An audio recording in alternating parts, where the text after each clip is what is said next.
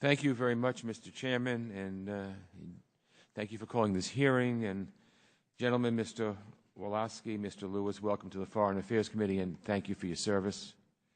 We're reminded again today of a terrible cost of violent extremism. I was just on the floor of the House speaking on a resolution declaring our solidarity with the people of Belgium, so that's why I just got here.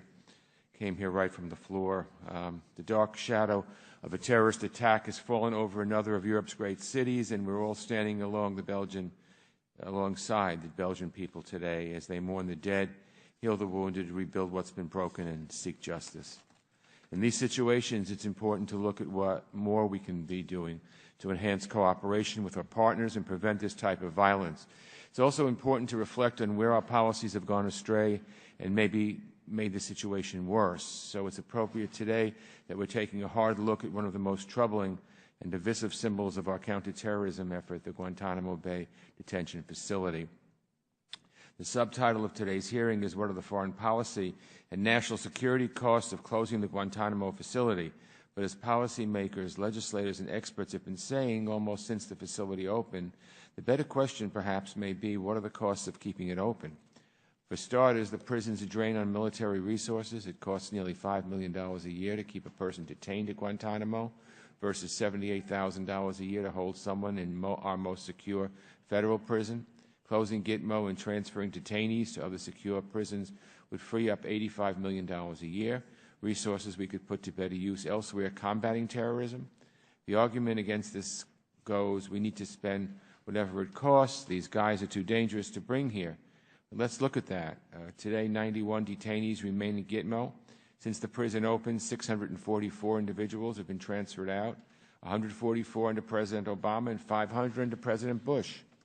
As of today, more than a third of the current detainees have been cleared for release after a thorough review process. Under no circumstances will these people be released onto American soil. Like all the others, they will be transferred directly to other countries.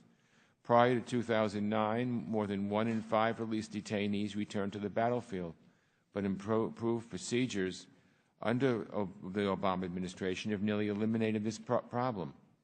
If the President plans to close the Guantanamo detention, if the President's plan to close the Guantanamo detention facility goes forward, only a handful of detainees would ever be brought to the United States, and those who are would be held in supermax prisons. They're called supermax prisons for a reason. No one has ever escaped from one. And who are some of the current residents of these incredibly secure facilities? Terrorists. Zacarias Moussaï, who helped plot September 11, 2001 as a New Yorker, something that I'll never forget. Richard Reed, the so-called shoe bomber. Dzhokhar Tsarnaev, the Boston Marathon bomber. 4 men behind the 1993 World Trade Center bombing. 6 terrorists responsible for bombing our embassies in Kenya and Tanzania. All these men will call ADX Florence in Colorado home for the rest of their days. For the very few prisoners still in the military commission process, we should try them in federal court and speed justice for their victims. If there's any doubt whether our justice system can handle the most dangerous terrorists, ask any of the people I just listed. This isn't a question of what rights Guantanamo detainees should or shouldn't be accorded. It's just a simple fact that the federal justice system has tried and punished terrorists much more effectively than military commissions. But beyond the dollars and cents, beyond our safety here at home, we need to consider the harm Gitmo has inflicted on our security interests around the world, and just as importantly, on our values. For terrorists seeking to recruit more fighters into their ranks, the Guantanamo facility is a gift that keeps on giving. This prison has become so infamous and so reviled that our enemies no longer even need to call it by name.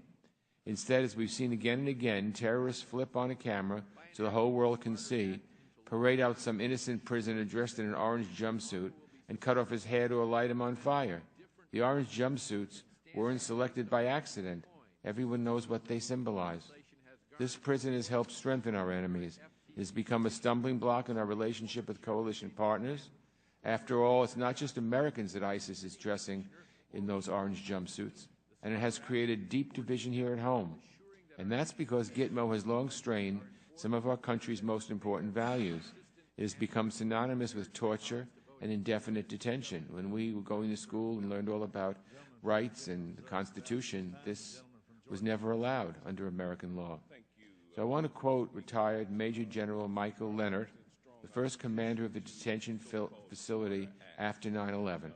And this is a quote from him. He said, "Guantanamo was a mistake. History will reflect that. It was created in the early days as a consequence of fear, anger, and political expediency. It ignored centuries of rule of law and international agreements. It does not make us safer, and it sullies who we are as a nation." So I ask unanimous consent that Major General Leonard's full statement be included in the record.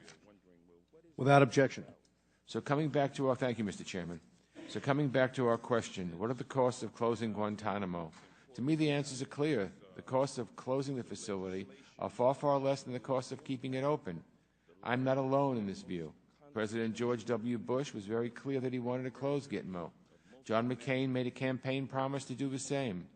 An overwhelming majority of national security and military experts, including former secretaries of state and defense, CIA directors, national security advisors, and chairman of the Joint Chiefs of Staff, think it should be shuttered. As I've pointed out, the arguments against closing it just don't hold up. And at the end of the day, in my opinion, the only justification for keeping the prison open is fear. Fear of violent extremism, fear that our justice system or prison system cannot get the job done, despite all the evidence to the contrary. And fear is precisely what our enemies want to instill in us. I don't want them to win. We shouldn't allow that. We should clean up the stain on America's commitment to justice and democracy. We should take away this propaganda tool for terrorists. We should work to implement the President's plan and shut down this prison. I look forward to hearing from our witnesses. Everyone who knows me knows that I take a very hard line on this, but I think that we are far better off closing this facility for our interests, no other interests, our American interests, than if we leave it open. So I look forward to hearing our witnesses. Thank you, Mr. Chairman, and I yield back. Thank you, Mr. Engel.